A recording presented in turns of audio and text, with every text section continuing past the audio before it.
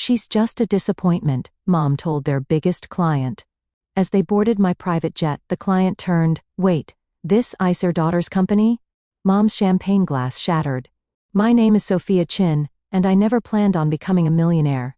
I just wanted my parents to be proud of me." Growing up in our modest suburban home, I watched them pour everything into their small travel agency, dreaming of breaking into luxury tourism. But no matter how hard I worked or what I achieved, it was never enough for them. "A 98% on your math test? Why not 100%? My mother would say, barely glancing at the paper. "Emily Wong got perfect scores and she's learning violin." That pattern continued through high school and into college. When I got accepted to Stanford Business School, my father's only response was, "At least it's not your safety school." When I graduated with honors, they skipped the ceremony because a potential client had requested a meeting. I understood their dedication to their business. Golden Path Travel had been their dream for 20 years. They'd started with nothing, building it from a tiny office in Chinatown into a respectable agency. But they wanted more. They desperately wanted to break into luxury travel, to book private jets and exclusive resorts for wealthy clients. That dream consumed them, leaving little room for anything else, especially their underachieving daughter.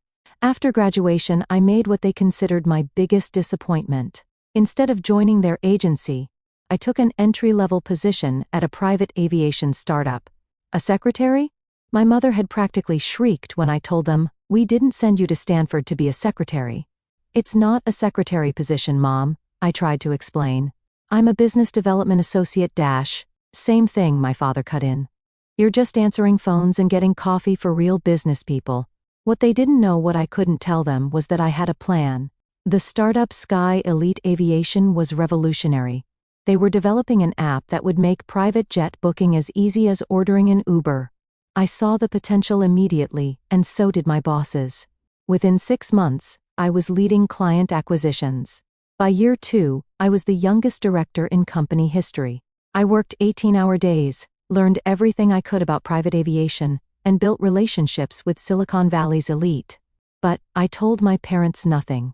Every time they asked about work, I gave vague answers about still being at that little aviation company. Why? Because I wanted to succeed on my own terms. I wanted to prove to myself that I could do it without their connections or their approval. Then came the day that changed everything. I was in my office. No longer a cubicle but a corner suite with a view of the San Francisco Bay when my assistant bussed me. "Miss Chen, your parents' agency is trying to schedule a meeting. They have a potential client who wants to discuss private jet services." My heart stopped. Golden Path Travel was reaching out to Sky Elite. After 3 years of dismissing my job as just answering phones, they were now potential partners. "They specifically requested RCO," my assistant continued. "Should I tell them Mr. Davidson is out of town?" I sat back in my chair, a slow smile spreading across my face. Mr. Davidson wasn't just out of town. He had retired 2 months ago. The board had appointed his successor immediately. Me. "No," I said, my finger hovering over the intercom. "Schedule them for tomorrow morning, but don't tell them who they're meeting with." "Are you sure?" my assistant asked, knowing my complicated history with my parents. "Absolutely," I replied. "And Sarah, make sure the champagne in the executive lounge is properly chilled. I have a feeling we're going to need it." That night, I barely slept imagining tomorrow's meeting. Would they be proud when they discovered my success? Would they finally see me as more than a disappointment? Or would they just try to take credit for my achievements, claiming their tough love had driven me to succeed? As I lay in bed, staring at the ceiling of my Marina District apartment, I realized something. It didn't matter anymore. I wasn't that desperate to please daughter anymore. I was Sophia Chen, CEO of Sky Elite Aviation, and tomorrow, I would finally show my parents exactly who their disappointment had become. Little did I know, tomorrow would bring more drama than even I could have anticipated. The next morning, I arrived at Sky Elite's headquarters early, taking extra care with my appearance. My dark blue power suit was perfectly tailored, my makeup subtle but flawless. I wanted to look every inch the COI had become. At 9:55 a.m., my assistant's voice crackled through the intercom. "Your 10 o'clock is here. Your parents are accompanied by Mr. Jameis Winston." I froze. Jameis Winston? The billionaire tech investor my parents had been trying to land as a client for years? This meeting was bigger than I'd thought. Send them to the executive lounge, I instructed. I'll be there in 5 minutes. Through the glass walls of my office, I watched as Sarah led them into our newly renovated executive lounge. The space screamed luxury floor-to-ceiling windows overlooking the bay, handcrafted furniture, and a bar stocked with top-shelf spirits. My parents looked almost comically out of place, my mother in her modest dress and my father in his slightly outdated suit. But Mr. Winston, he belonged, tall, distinguished, wearing a casual outfit that probably cost more than my parents' monthly rent. He carried himself with the easy confidence of the truly wealthy. I took a deep breath and stepped out of my office. "I'm so sorry," I heard my mother saying as I approached. "The CEO is running a few minutes late. I'm sure they're very busy. Actually," I said, stepping into the room, "I'm right on time." The look on their faces was priceless. My mother's champagne glass slipped from her fingers, hitting the hardwood floor with a crash. My father's jaw literally dropped. Mr. Winston just looked intrigued. "Sophia," my mother whispered, "what are you doing here? Where is the CEO?" "You're looking at her," I said calmly, extending my hand to Mr. Sophia Chin's CEO of Sky Elite Aviation. "It's a pleasure to meet you, Mr. Winston." He shook my hand firmly, a smile playing at his lips. "The pleasure is mine, though I'm getting the impression there's quite a story here." "Impossible," my father sputtered. "You're just you can't be the CEO?" I finished for him, moving behind the bar to pour fresh champagne.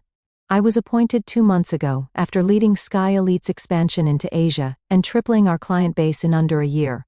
Mr. Winston's eyebrows shot up. "That was you. I read about that expansion in Forbes.